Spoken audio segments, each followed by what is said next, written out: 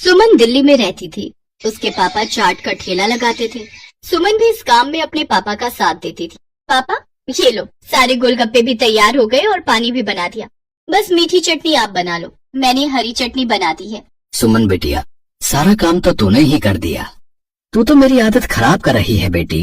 कुछ दिनों में तू ससुराल चली जाएगी तो तेरे बिना काम में बिल्कुल मन नहीं लगेगा। तेरी बहुत कमी खलेगी बेटिया।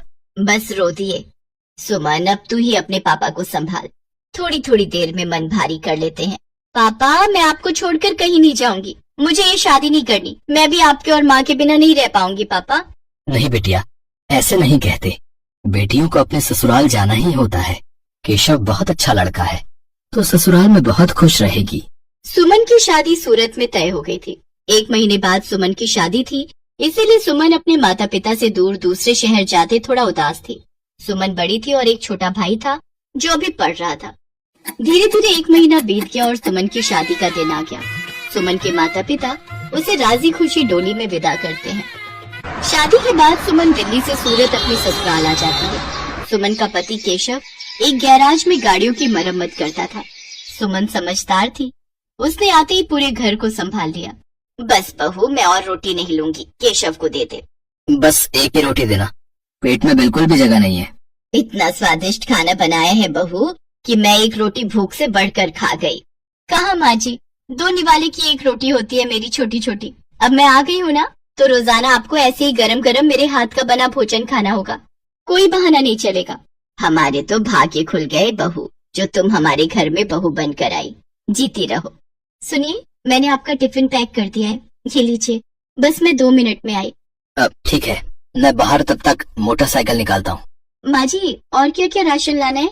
बस यही बहू जो लिखवाए है, बाकी तुम अपने लिए जो चाहो खरीद लेना।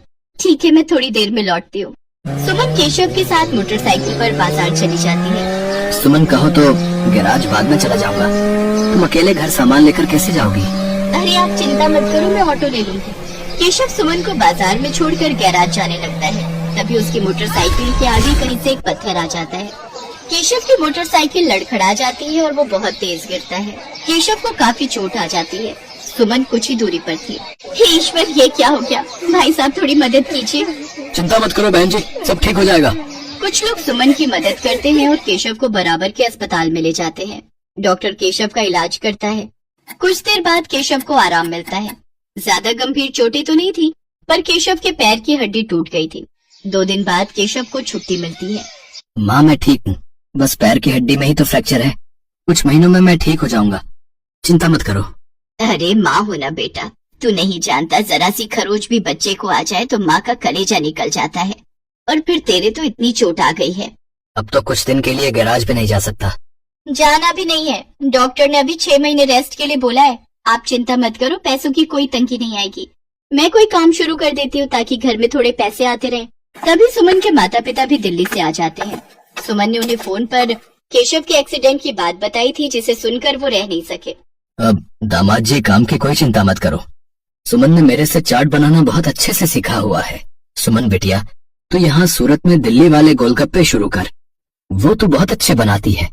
कुछ दिन मैं यहाँ रुक जाता हूँ, जब काम सेट हो जाएगा तब मैं वापस चला जाऊंगा। हाँ पापा, ये ठीक रहेगा। दिल्ली वाले गोलगप्पे यहाँ बहुत अच्छे चलेंगे। हमारे इधर आसपास किसी ने भी दिल्ली वाले गोलगप्पे का काम नहीं शुरू किया हुआ। केशव बेटा, आप सारी चिंता छोड़ दो, पापा और मैं कुछ दिन अब यहीं रहेंगे। शुक्रिया माँ, शुक्रिया पापा, आपने मुझे बहुत हिम्मत दी है। ऐसी बहू और ऐसे समधी सचमुच बहुत नसीब वालों को मिलते हैं। सुमन की सास की आंखों में आंसू आ जाते हैं। केशव को भी अपने सास ससुर के आने के बाद बहुत हिम्मत मिल गई थी। सुमन अपने पापा के साथ सूरत में गोलगप्पे का ठेला शुरू करती है, जिसके ऊपर लिखा था दिल्ली वाले गोलगप्पे।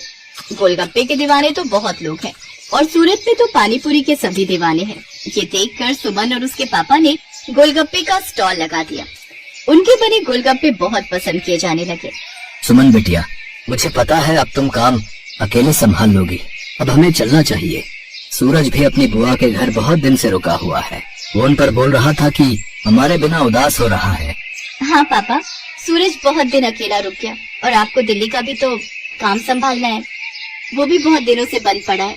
अब तो मैं सब कुछ संभालूंगी, आप मेरी चिंता मत करो। सुमन के माता पिता वापस दिल्ली लौट जाते हैं। उन्हें आए हुए भी बहुत समय हो गया था। अब सुमन अकेले रोजाना गोलगप्पे का ठेला लगाने लगी। वो रोजाना सुबह उठकर गोलगप्पे और बाकी का सामान तैयार करती और बाजार निकलती। कुछ भी कहो सुमन दीदी, आपके गोलगप्पे का जवाब नहीं है। हम सारी सहेलियां रोजाना शाम को स्पेशली मार्केट आपके गोलगप्पे खाने के लिए आती हैं। हाँ सुमन दीदी, ये तो सच है, बहुत टेस्टी गोलगप्पे होते हैं आपके, साथ में खट्टा मीठा पानी बहुत बढ़िया बनाती हो आप। बस आप सब ग्राहक तारीफ कर देते हो, मुझे काम करने में और प्रेरणा मिलती है। ये लो, इसी बात पर 2 गोलगप्पे फालतू खाओ। सुमन रोजाना ऐसे ही शाम के समय बाजार में ठेला लगाती थी। धीरे धीरे सुमन के गोलगप्पे पूरी सूरत में फेमस होने लगे। अब तो उसे शादियों और पार्टी के भी ऑर्डर मिलने लगे। इस काम में सुमन की सास भी उसकी मदद करती थी। कहीं भी शादियों और पार्टी के ऑर्डर मिलते तो सुमन अपनी सास के साथ जाती और वहाँ पर अपना स्टॉल लगाती। स्टॉल पर दिल्ली वाले गोलगप्पे लिखा देखकर लोगों की भीड़ सबसे पहले वहीं पर टूटती थी। बहुत अच्छे पैसे कमा लिए सुमन ने। फिर एक दिन सुमन केशव और अपनी सास से बोली, सुनो, अब तो तुम्हारी तबीयत में थोड़ा सुधार हो गया है। मैं सोच रही हूँ तुम गैरेज का काम छोड़ दो, हम गोलगप्पे की एक दुकान खोल लेते हैं। अब तो हमारे पास अच्छे पैसे इकट्ठे हो गए, हम कुछ कारीगर भी रख लेंगे। सुमन, तुमने तो मेरी पूरी जिंदगी बदल दी। कहते हैं एक आदमी की सफलता में एक औरत का हाथ होता है, और तुमने तो मेरा बहुत साथ दिया है। तुम जैसा चाहती हो हम वैसा ही करेंगे। जीते रहो मेरे बच्चों। सुमन की मेहनत से सब कुछ अच्छा होने लगा। केशव और सुमन बाजार में किराए पर एक दुकान ले लेते हैं, जहाँ पर वो अपने साथ साथ कुछ कारीगर भी रखते हैं जो इस काम में उनकी मदद